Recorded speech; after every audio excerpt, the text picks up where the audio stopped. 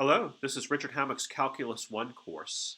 Today is our first installment of a review of inverse trig functions. This is part A. We'll do part B next time. Inverse trig functions are very useful constructions. For each of your 6 trig functions, there's a corresponding inverse trig function. And today we're just going to look at 2 of these. We're going to review the inverse sine function, which we're going to call sine inverse, though sometimes you'll see this referred to as arcsine. We'll also look at the inverse cosine function, which we're going to call cosine inverse, though you will in other texts see this called arccosine, the arccosine function. And we'll look at some examples. Let's get started with sine inverse. And here I'm going to quickly review sine, the familiar sine function, and then look at what we call its inverse. Now you'll remember that the sine function works this way. The input of sine is a radian measure theta, an angle, and the output is the y-coordinate of the point P that's at theta radians. So there's a picture here, you get a little triangle. This angle is theta radians, you get this point P. Sine of theta radians is this y-coordinate right here, the vertical side of this triangle. Now we're familiar with the sine function's graph. Here is sine of theta graphed. And today we're talking about an inverse of sine. Well, one of the first things you'll notice is that sine is not a one-to-one function. Horizontal lines can cross it at infinitely many points, so it's certainly not one-to-one. So technically speaking, sine has no inverse. However, what we can do to overcome that problem is to restrict the domain of sine. If you look at just the values of theta, the radian values of theta between negative pi over 2 and pi over 2, and erase the entire rest of the graph, you get just this little portion of sine of theta, and that little portion is one-to-one. Any horizontal line crosses it at exactly 1 point, or at most 1 point. So if we restrict the domain of sine to just these values of theta between negative pi over 2 and pi over 2, then we can form an inverse. We get a little function, a little restricted function that has an inverse. And that's what our sine inverse of theta is going to be. What does it do for any value of x? It's going to run this function in reverse.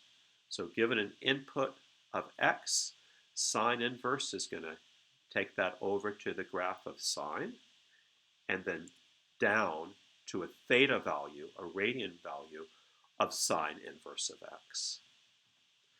That's this little restricted sine function run in reverse. So let's put that into words. What we're saying here is that sine inverse of x is, first and foremost, an angle, and it's between negative pi over 2 and pi over 2. And what's so special about this angle, sine inverse of x? If you took sine of it, you'd get x. So in words, sine inverse of x is the angle theta between negative pi over 2 and pi over 2, for which sine of theta equals x. So there we have a word definition of the function we're calling sine inverse. You can also draw a picture of this. It's going to look a lot like the picture for sine that we have over here. However, the angles, the radian measures, lie between negative pi over 2 and pi over 2. So just this right-hand portion of the unit circle. And otherwise, the picture looks the same, except that input and output is reversed. Over here for sine, the input was a theta, the output was the side length, vertical side length of this triangle. That's reversed here in this picture. The input x for sine inverse is this vertical side of the triangle, and the output, sine inverse of x, is this angle. So here you can see a picture of what's stated up here. Given an x, sine inverse of x is this angle right here. This angle between negative pi over 2 and pi over 2, for which if you took sine of this angle, you would get x, this vertical side of the triangle. So let's look at some examples of this. Let's try, to begin with, sine inverse of the square root of 3 over 2. Now, our definition of sine inverse says that sine inverse of the square root of 3 over 2 is going to be the angle theta between negative pi over 2 and pi over 2, for which sine of that theta equals root 3 over 2. And you might be able to figure that out on your head, but I'm even going to draw a picture of this. Here's the picture we had on the previous page. So we're looking for sine inverse of the square root of 3 over 2. This is going to be a situation where the vertical side of this triangle is the square root of 3 over 2. Now this triangle has a hypotenuse 1 because it's on the unit circle, and you will suddenly recognize this triangle, I think, as a 60, 30, 90 triangle. The angle is pi over 3. So in this picture, you can see that pi over 3 is the angle between negative pi over 2 and pi over 2, for which sine of pi over 3 equals the square root of 3 over 2. So there's our answer. Sine inverse of the square root of 3 over 2 is this angle, which is pi over 3.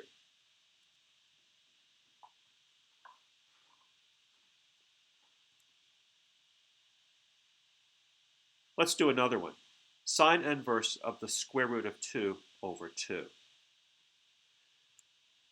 In words, it's the angle theta between negative pi over 2 and pi over 2, for which sine of theta is the square root of 2 over 2. And although you can probably figure that out in your head, let's draw a picture of it. Here we go.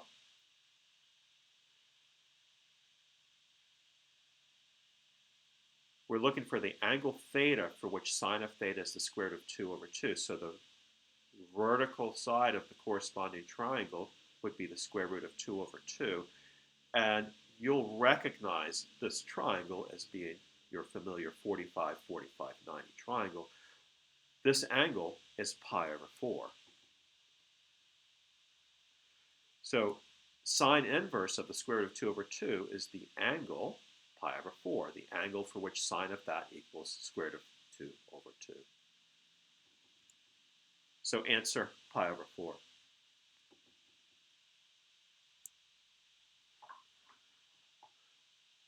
Sine inverse of negative 1.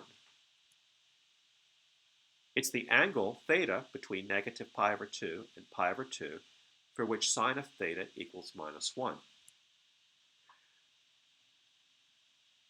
If we draw our picture with the unit circle for theta between negative pi over 2 and pi over 2, we're looking for the angle in that range for which sine of that angle is negative 1, and it's way down here at negative pi over 2. Sine of negative pi over 2 is this negative 1 y-coordinate. So sine inverse of negative 1 is this angle, negative pi over 2.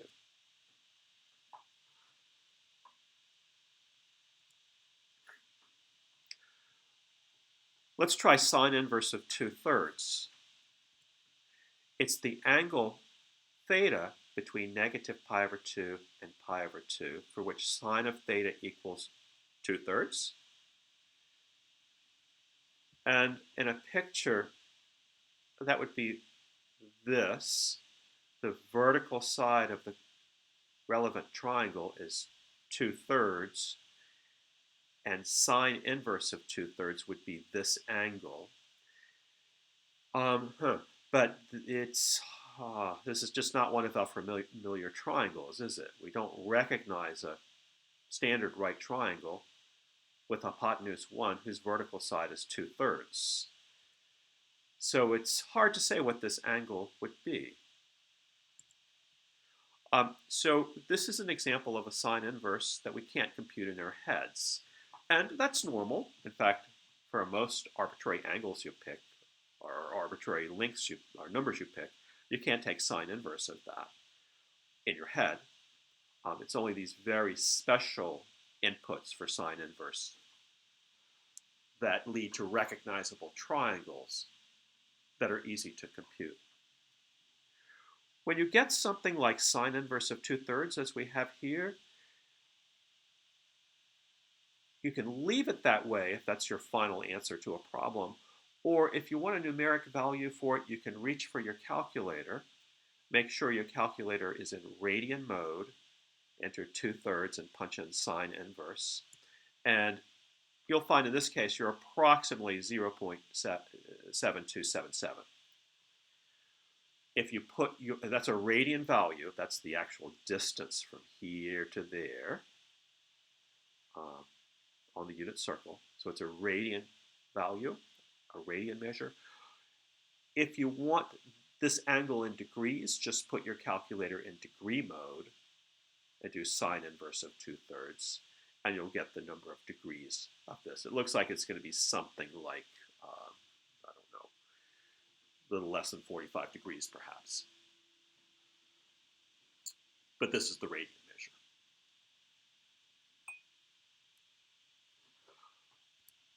Okay, let's move on to functions cosine and cosine inverse.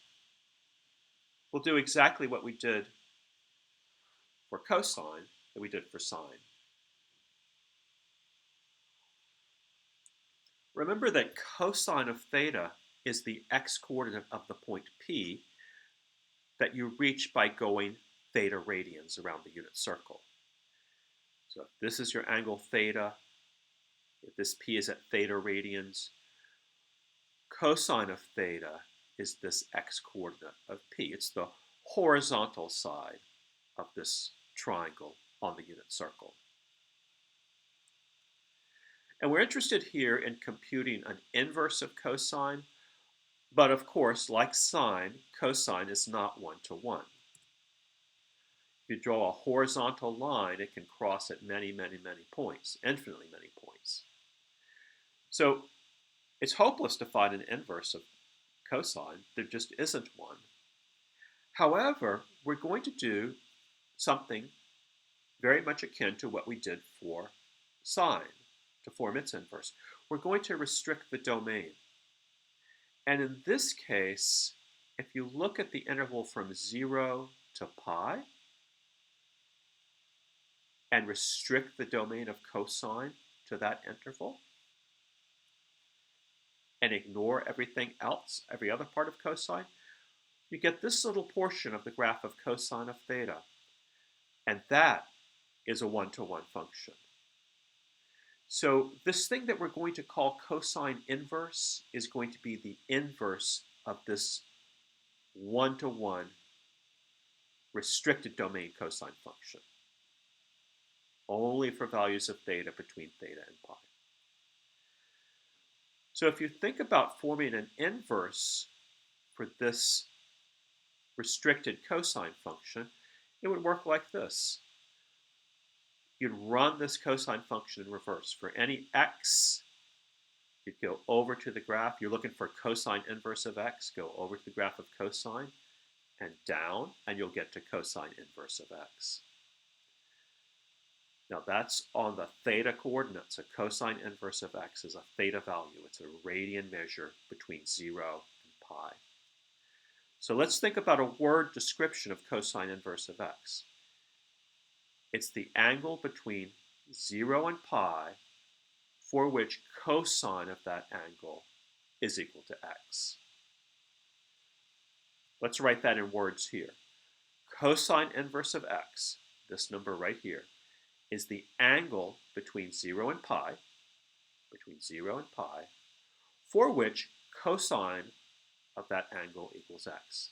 It's the angle theta between 0 and pi, for which cosine of theta equals x. So it's this theta right here between 0 and pi, cosine of theta equals x. This has a corresponding geometric picture. The angles are between 0 and pi, so we draw the unit circle with angles between 0 and pi, so that's the upper part of the unit circle. Otherwise, the picture for cosine inverse is going to look a lot like the picture for cosine, but with input and output reversed. For cosine, the input was a radian measure theta, and the output was cosine theta, which was an x-coordinate, a horizontal side of a triangle. That's reversed for cosine inverse. The input x is the horizontal side of a triangle, as indicated here, and the output cosine inverse x is the angle theta right here, for which if you took cosine of it, you would get x. So this word description of cosine inverse and the corresponding picture are incredibly useful for understanding this function, this new function cosine inverse, and computing values of it. Let's look at some examples. Cosine inverse of the square root of 3 over 2. In words, that's the angle theta between 0 and pi, for which cosine of theta is the square root of 3 over 2. And before working that out, let's draw a picture.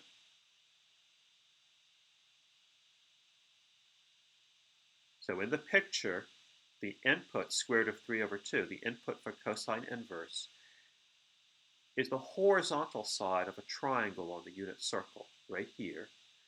And cosine inverse of that square root of 3 over 2 is going to be the angle for which if you took cosine of that, you'd get square root of 3 over 2.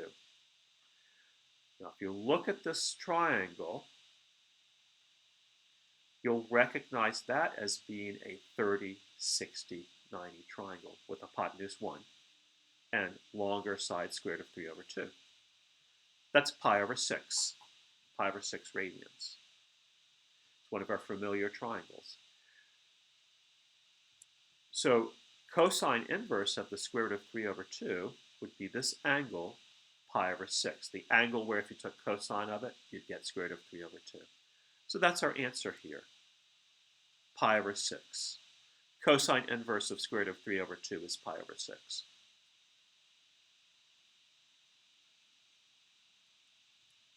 Next example, cosine inverse of negative 1/2.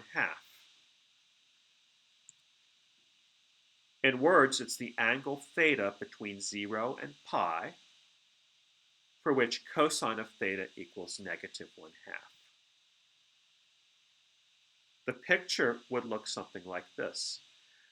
We have cosine theta is negative 1/2 for theta between 0 and pi over 2. So the triangle would be over here on the other side in the second quadrant, and we're looking at a triangle with horizontal side negative 1/2, so cosine of this angle would be negative 1/2. Now remember, this angle is between 0 and pi over 2, 0 and pi, so it's somewhere between 0 and pi, so it's right here, that angle, and you'll recognize this triangle as being this, let's see, horizontal side is 1/2, hypotenuse is 1. That's another 30, 60, 90 triangle. And this point right here, you will recognize as being 2 pi over 3. Twice 60 degrees. Twice pi over 3. That's 2 pi over 3. So cosine of 2 pi over 3 would be negative 1/2, which means cosine inverse of negative 1/2. This angle is 2 pi over 3.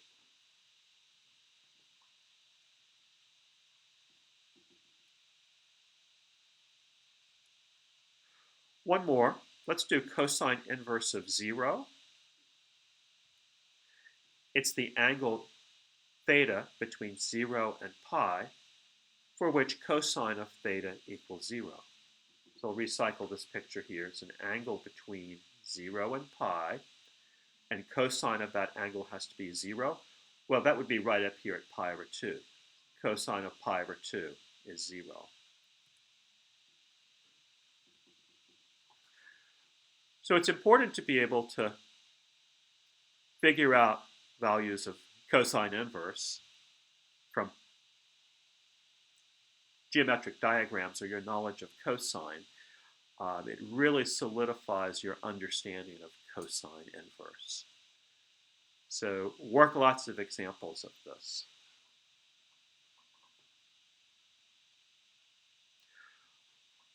Let me talk a little bit about the graphs of sine inverse and cosine inverse. We've just studied these and defined these two inverse functions, sine inverse and cosine inverse.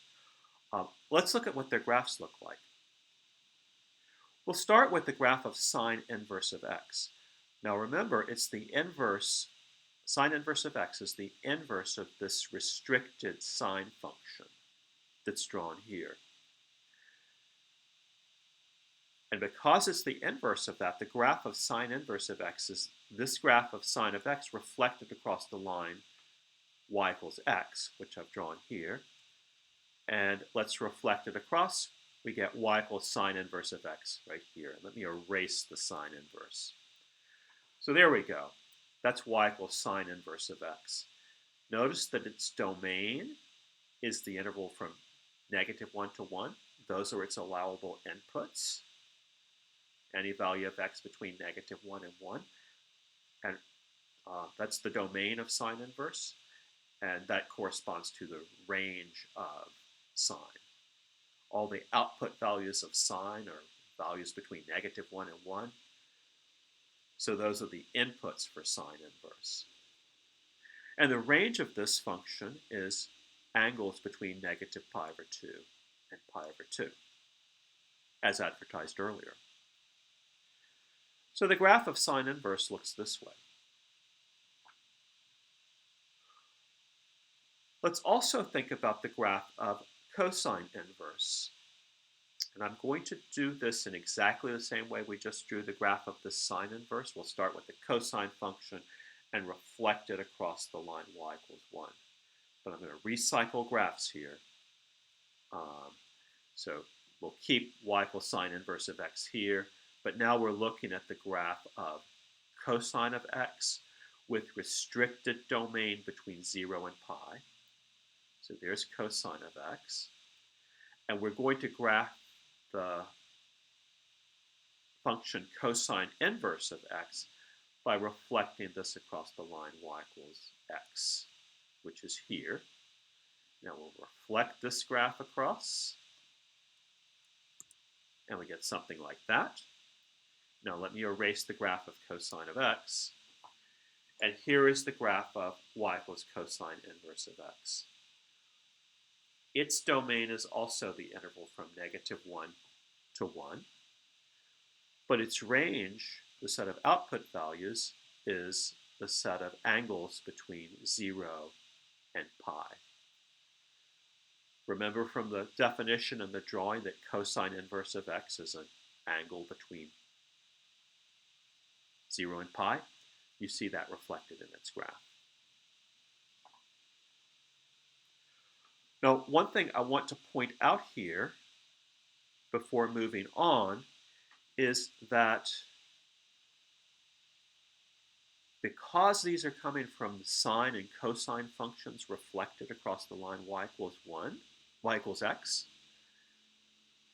they have a special relationship to one another. Notice that cosine inverse of x, it's actually minus sine inverse of x plus pi over 2. Here's y equals sine inverse of x. Imagine doing minus sine inverse of x. That would reflect it across the line, the x-axis. Y equals minus sine inverse of x would look something like this. And then you slide it up pi over 2 units, and you get to cosine inverse of x. So notice that cosine inverse of x is negative sine inverse of x plus pi over 2. There's this equation. So in this sense, the graph cosine inverse of x is expressible in terms of sine inverse of x by this equation. And in our second lecture on inverse trig functions, we'll draw special attention to this equation. Right now, I'm just noting it in passing.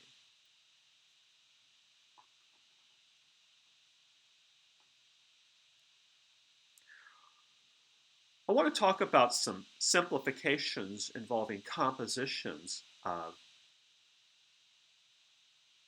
trig functions and their inverses. It always happens that sine of sine inverse of x equals x, no matter what x is, which makes sense because you expect sine and sine inverse to cancel each other out, right? Whatever sine inverse of x is, sine should send that right back to x. And that indeed happens. And you can see it in the picture here. Do sine inverse of x on the inside. Here's x. Sine inverse of this is this angle. Now if you take sine of that, you get this side x back. Sine of sine inverse of x equals x. No matter what x is, as long as it's in something you could plug into sine inverse. But be careful with equations like this, because if you switch the order of sine and sine inverse to get sine inverse of sine of theta, well, it may be that that's not equal to theta. Be very careful. I'll show you an example of this. Look at sine inverse of sine of pi. You might at first expect sine inverse of sine of pi to be pi. You might expect something like we have up here. It looks like that should be the case because shouldn't sine inverse undo the action of sine? Well, let's check. Sine of pi is 0, so this is sine inverse of 0. And sine inverse of 0 is the angle between negative pi over 2 and pi over 2, for which sine of that's 0, and that's equal to 0. So notice that sine inverse of sine of pi does not equal pi, it equals 0. So in fact, that's an example, theta equals pi, for which sine inverse of sine of theta is not theta.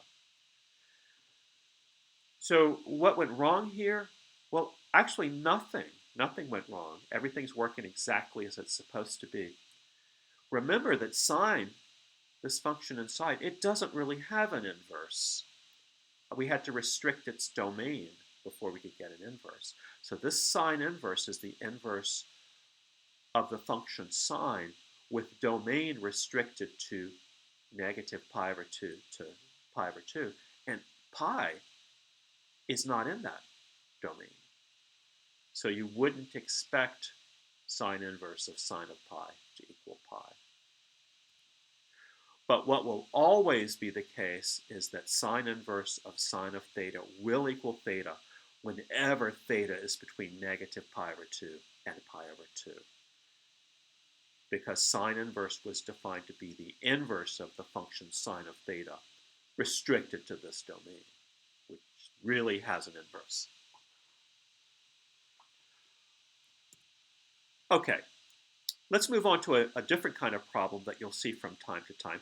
We've talked about sine of sine inverse and sine inverse of sine.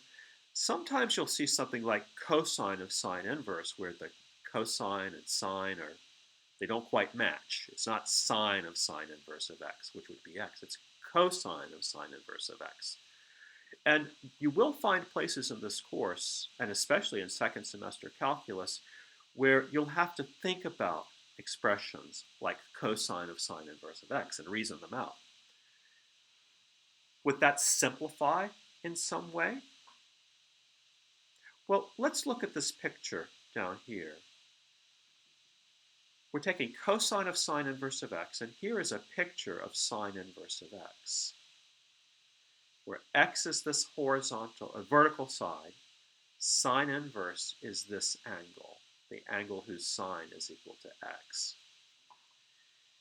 If you look at this picture, if you took cosine of this angle, cosine of sine inverse of x, you'd get this horizontal side. That's cosine of the angle sine inverse of x. And that's exactly what we're looking at here. We want to find cosine of sine inverse of x.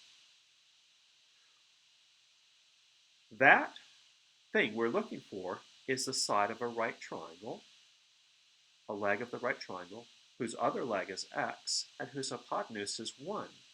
So we should be able to find cosine of sine inverse of x with the Pythagorean theorem. In fact, the Pythagorean theorem applied to this triangle would say that cosine of sine inverse of x squared plus x squared equals 1 squared. So cosine of sine inverse of x squared plus x squared equals 1 squared.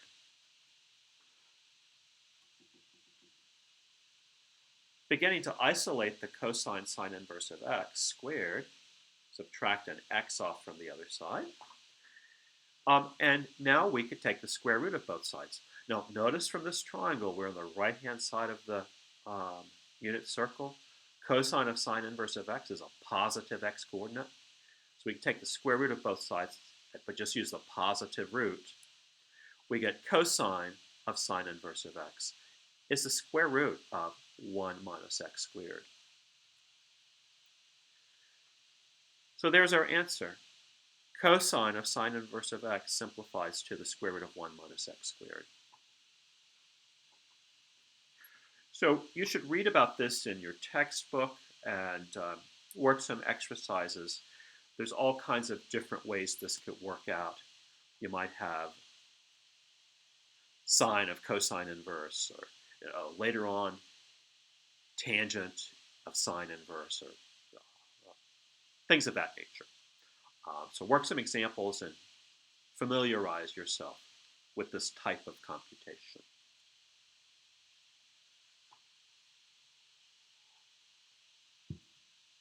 We'll move on to another example.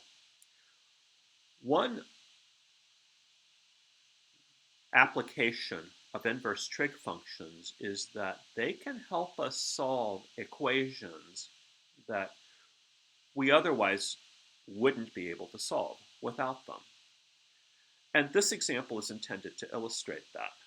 It's a trigonometric equation. We need to solve the equation 3x times cosine x plus 6 cosine x equals x plus 2. We want to find all the values of x that make that true. And for this, you might try factoring. Let's see if factoring works. For factoring, you get a 0 off to one side, so you subtract an x plus 2 from both sides, and see if we could get that to factor. Now, if you look at these first two terms, you could factor a 3 cosine of x out from them. And let's do that. Factoring out a 3 cosine of x from these two terms would leave us with just a plain old x, and then a 2 with a 3 cosine of x outside of it. So again, multiply the 3 cosine x back into the parentheses, and you'll get 3x cosine x plus 6 cosine x. Now the other terms, the minus x minus 2, you could factor a minus 1 out of that to get negative x plus 2. So we get this equation, x plus 2 times 3 cosine x minus x plus 2 equals 0. So we have two terms here, and both terms have an x plus 2 in them. So we should be able to factor the x plus 2 out. In so doing, we get an x plus 2 off to the left.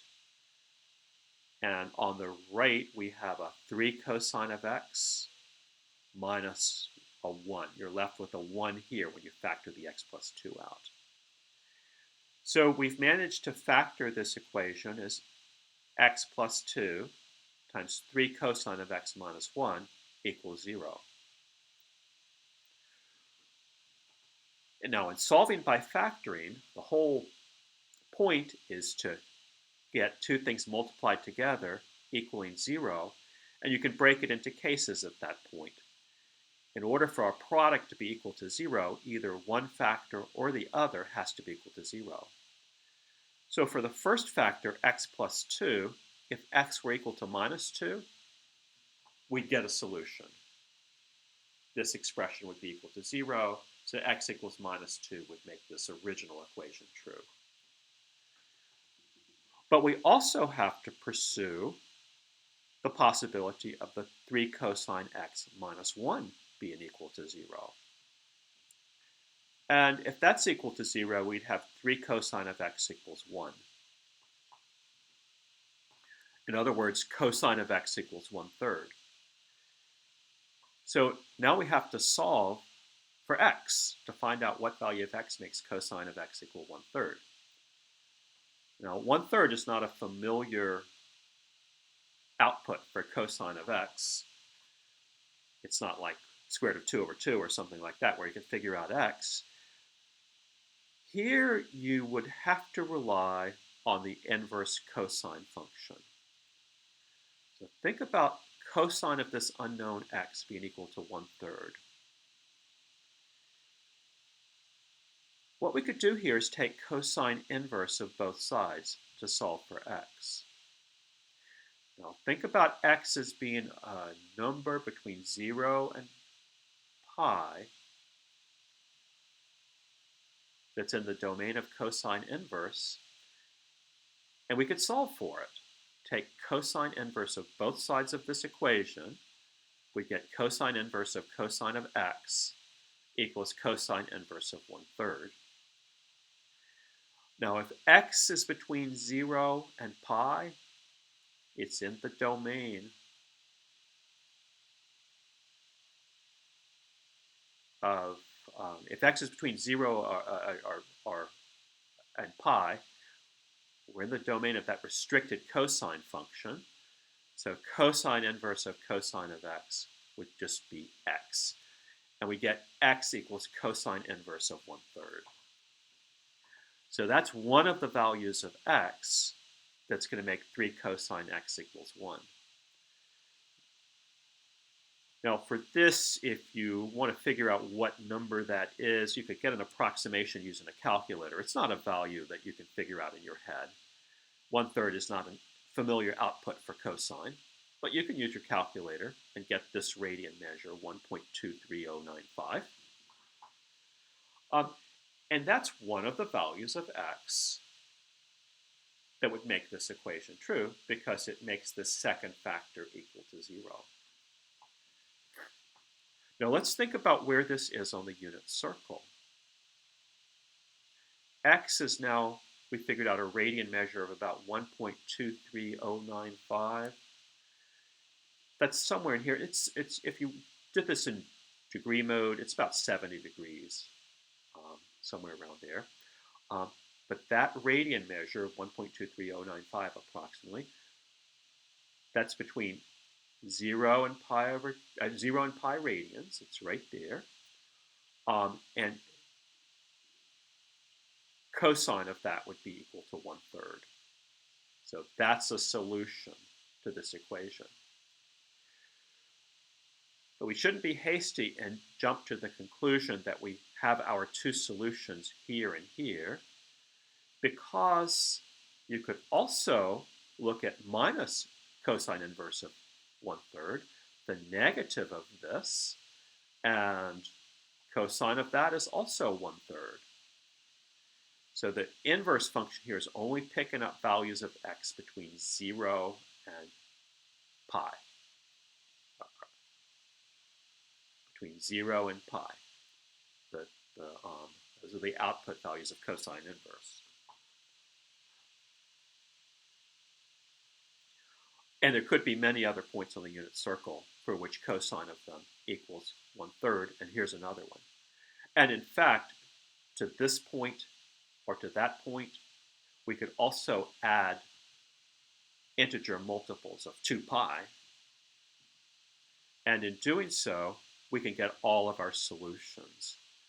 What are the solutions of this equation? Well, first of all, x equals -2, the one we picked up right here, but also either plus or minus cosine inverse of 1/3, right here, but then plus an arbitrary multiple of 2 pi. For example, if you're right here, you could add 2 pi, and then another 2 pi, and then another 2 pi. And for all of those added multiples, you get a number bigger and bigger and bigger, for which cosine of that number equals 1/3. And the same for negative cosine inverse of 1/3. You could add multiples of k times 2 pi to it. So our solutions are x equals -2, and also x equals plus or minus cosine inverse of 1/3 plus k times 2 pi, where k is an integer. So to this equation, we get infinitely many solutions, and they're all listed out right here. And again, if you needed the numeric value for these solutions, the cosine inverse of 1/3, you can get it to as many decimal places as you want to with a calculator. But for the sake of exactness, here in this solution, I'm writing that as cosine inverse of 1/3.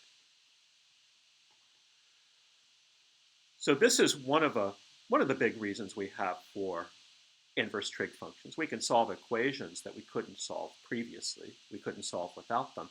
And we'll see other uses for inverse trig functions as we go along. So that's it for today. We've tackled sine inverse and cosine inverse. For the next lecture, we'll talk about functions tangent inverse, secant inverse, cotangent inverse, and cosecant inverse. So, have a great day. I'll see you next time. And goodbye.